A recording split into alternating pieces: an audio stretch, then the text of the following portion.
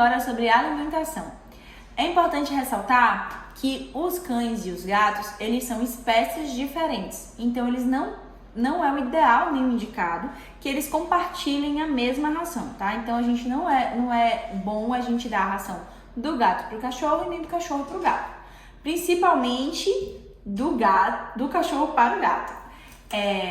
Porque o gato, ele é um animal estritamente carnívoro, enquanto os cães, eles são animais em transição. Então os caninos, eles são mais onívoros, né? Então eles comem carne, frutas e verduras na sua alimentação.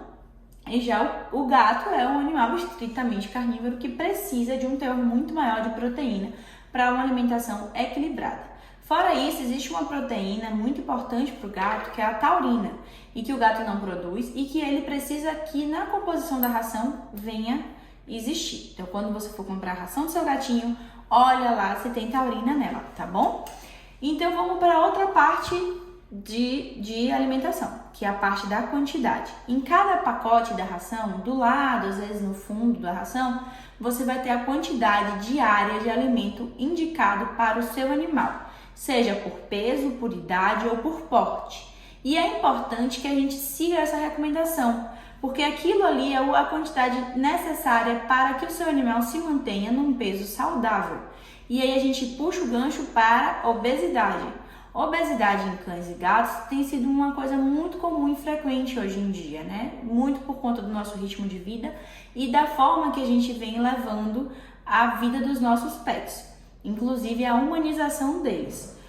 Então a gente acaba achando que o nosso pet está precisando comer um pouquinho mais, coloca um pouquinho mais de ração, não obedece a taxa ideal de ração para o seu pet por dia, a quantidade de alimentação diária dele, e a gente acaba ultrapassando um pouquinho nisso, tá? E o que é que a gente tem de problema com isso? A gente tem as obesidades que estão aí, né, de grande incidiva, né, de acontecimento, problemas articulares e problemas cardíacos, que esse quadro pode vir a gerar nos seus animais. Outro ponto importante que a gente tem que falar é os cães de grande porte, eles são cães que têm uma tendência a desenvolver um problema chamado torção gástrica. Então, basicamente, o intestino do seu cão pode torcer. E aí, o que a gente pede? Que esses animais, as porções de comida sejam um pouco menores, e que a gente consiga fazer com que eles comam de forma mais lenta, evitando o exercício logo após a alimentação e ingestão de água, tá? Para que a gente evite esse tipo de quadro. Uma outra dúvida muito comum que a gente tem é a relação entre as rações úmidas, né? Os sachês. O sachê nada mais é do que uma porção de alimento, só que de forma úmida. Um sachê, quando eu falo assim, é um sachê de boa qualidade, tá? De procedência. Esse sachê de boa qualidade, de procedência, ele pode, inclusive, substituir a alimentação do seu pet. Então, você pode trocar das refeições diárias do seu pet pelo sachê.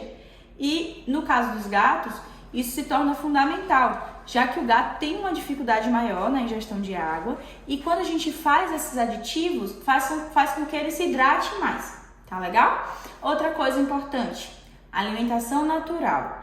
A alimentação natural, ela deve ser formulada por um veterinário especialista, ou seja, um nutricionista. Quando você for até um nutricionista, ele vai calcular a quantidade de alimentação diária para o seu animal, com os objetivos que você quer alcançar, o que é que ele pode ou não comer da nossa alimentação, né, da alimentação humana, o que é permitido para ele comer ou não, e aí você vai conseguir fazer uma alimentação bem balanceada para o seu bichinho, tá legal? Petiscos, eles também podem ser oferecidos, principalmente como moeda de troca. Então, se você está no processo de adestramento do seu animal, o petisco é sempre uma boa saída.